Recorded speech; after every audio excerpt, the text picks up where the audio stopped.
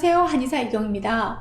자, 앞 시간에 폐호흡기 건강의 적신호를 체크하는 법 알려드렸는데요. 자, 요즘같이 나쁜 환경 속에 파묻혀 지내는 현대인들의 경우 이 항목들이 모두 제로가 나온 분들은 많지 않을 거예요. 특히 알려드린 7가지 항목 중에 4가지 이상이 해당된다면 여러분의 폐 건강은 이미 적신호가 켜진 거라고 보시면 됩니다. 자, 이런 분들은 폐호흡기 건강에 좀 더 유념하셔야 할 텐데요. 그래서 자, 오늘은 그 구체적인 방법을 알려드리도록 하겠습니다. 자, 복습 한번 해볼까요? 우리 폐는 뭘 좋아한다고요? 네, 맞습니다. 촉촉하고 그리고 따뜻한 거. 자, 그러면 항상 옷을 잘 입고 따뜻한 물을 많이 마셔야 하겠군요. 네, 그것도 좋은 방법입니다. 하지만 그건 너무 기본적이죠. 오늘은 좀 더 특별하고 효과적인 방법을 알려드리도록 하겠습니다.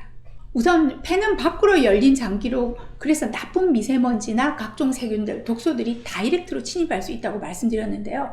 그렇기 때문에 폐를 건강하게 유지하려면 그때그때 호흡기로 들어오는 독소들을 효과적으로 제거를 해야 되겠죠. 그 역할을 하는 게 뭘까요? 바로 호흡과 땀입니다. 자, 호흡이야 이해가 되실 텐데 땀이 왜 중요할까요? 자, 인체의 모든 장기와 기관은 서로 유기적으로 연결되어 있고요. 그 중에서도 피부는 폐 직속으로 소속되어 있다고 할 수 있습니다.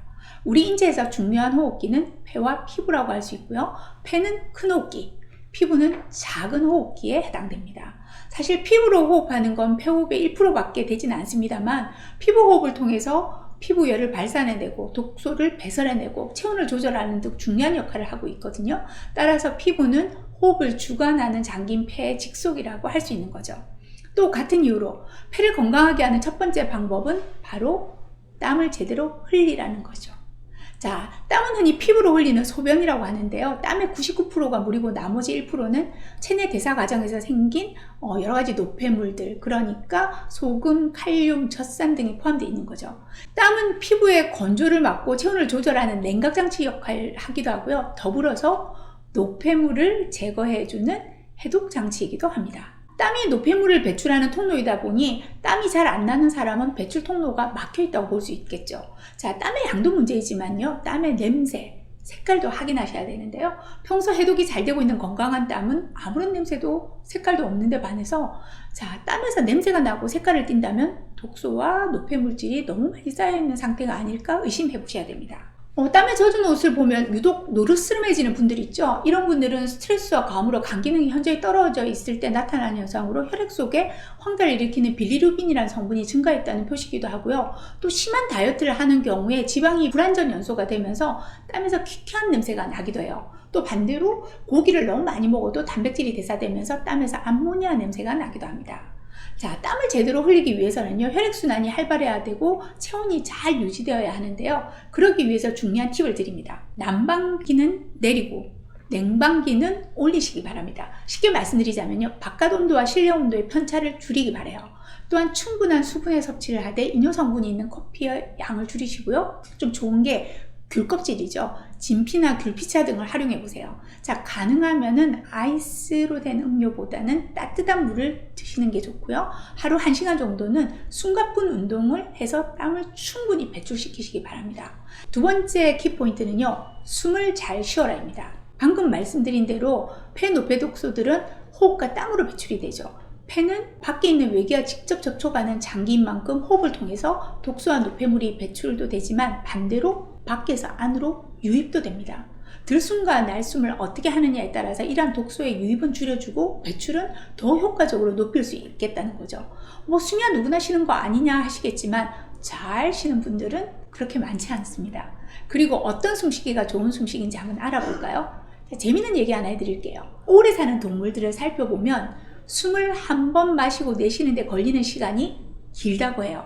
일례로 이제 수명이 짧은 쥐 같은 경우에는요, 1분에 150회 정도, 그러니까 정말 깔딱거리는 호흡을 하는 반면에 수명이 긴 코끼리는 1분에 6회 정도만의 호흡을 한다고 해요.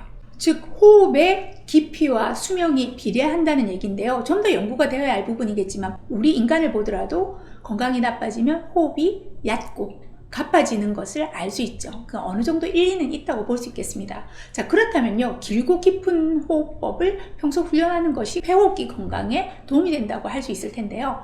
가장 좋은 호흡은 복식 호흡입니다.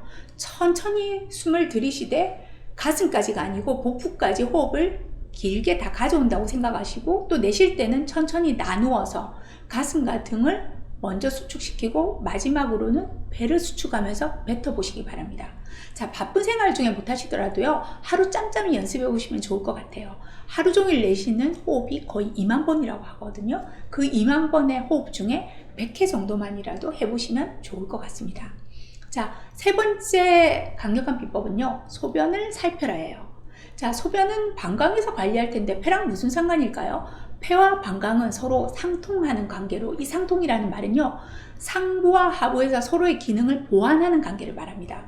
폐의 해독 통로인 땀을 피부가 흘리는 소변이라고 제가 표현을 했는데요, 방광은 바로 하부의 수도를 관리해요. 몸으로 들어온 수분은 땀과 소변을 통해서 거의 배출된다고 할 수 있죠. 한쪽의 기능이 저하되면 다른 쪽에 로딩이 커지고 힘들어지게 되는 이치입니다. 소변을 참는 분들이 종종 계신데요, 이런 습관이 개선되지 않으면 피부 트러블과 병적인 땀을 흘리게 돼요. 자, 그래서 한의학에서는 폐 질환을 치료할 때 방광의 상태를 같이 보고 관리합니다. 소변의 색깔은 다망색이 좋습니다. 또 너무 짙다면 수분의 부족이니 충분한 수분의 섭취를 신경 써야 하고요. 혹 배뇨장애, 그러니까 소변이 찔끔거리고 잘 안 나오거나 밤에 너무 자주 본다거나 하는 증상이 없는지도 확인해 보시고요. 그때그때 적절한 조치를 취하시는 것이 좋습니다. 자, 밖이 어수선합니다. 이럴 때일수록 기본으로 돌아와서 건강관리 잘 하시기 바랍니다. 감사합니다.